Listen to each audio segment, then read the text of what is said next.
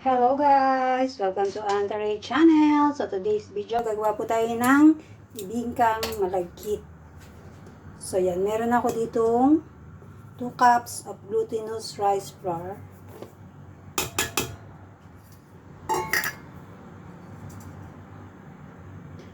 One and a half cup ng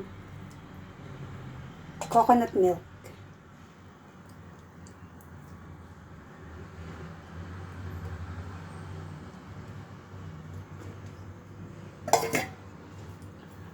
Half cup of sugar.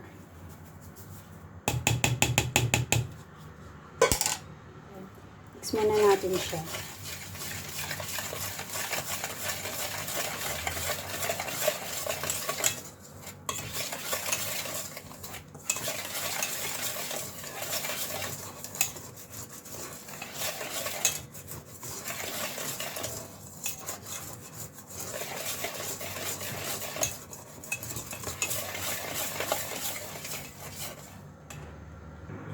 Yan, lagyan natin siya ng 2 eggs.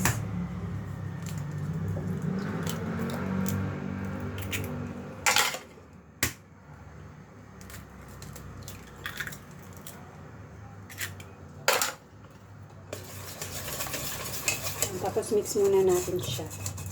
So, simpleng merienda para sa ating pamilya.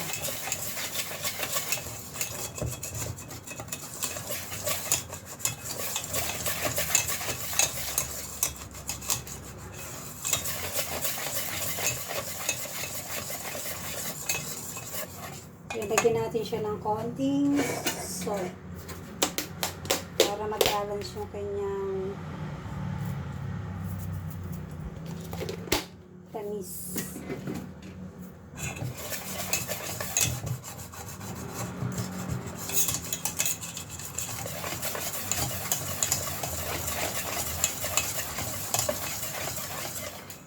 Yan. Tapos lagyan na natin yung ating buko. So, dalawang pirasong buko yung kinayod ko.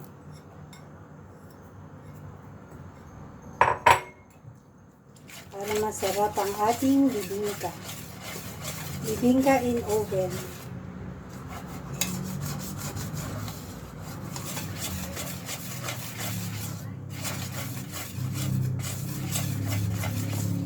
Yan, na-mix na natin siya. Kunin natin yung ating baking pan.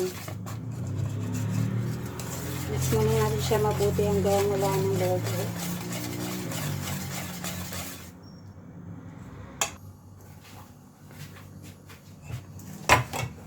So yan, pinahiran ko ng konting oil tong aking silicone molder.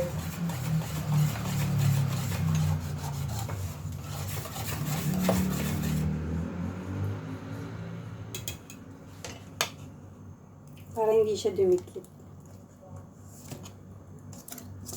Yan, mayroon na tayong pang merienda at pang almusal.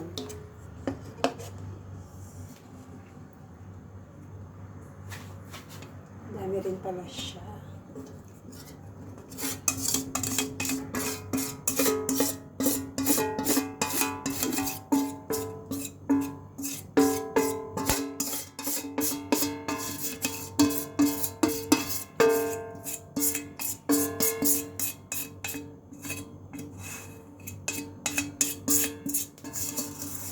Sairin natin kasi sayang yung tirang butter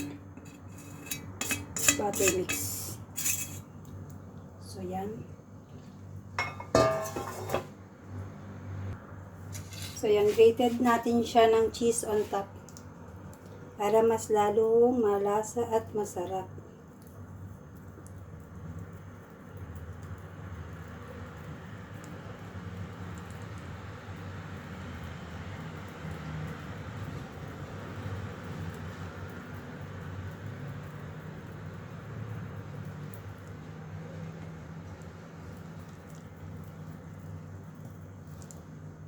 So yan. Dami na yung ating nag-grated. Half na ng ating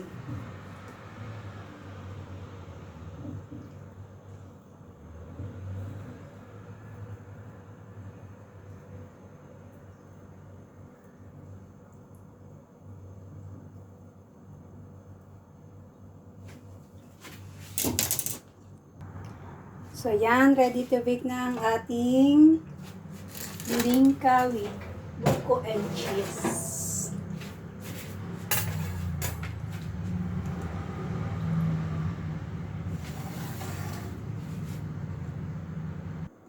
Yan, bake lang natin siya for 170 degrees, up and down heat, and 45 minutes.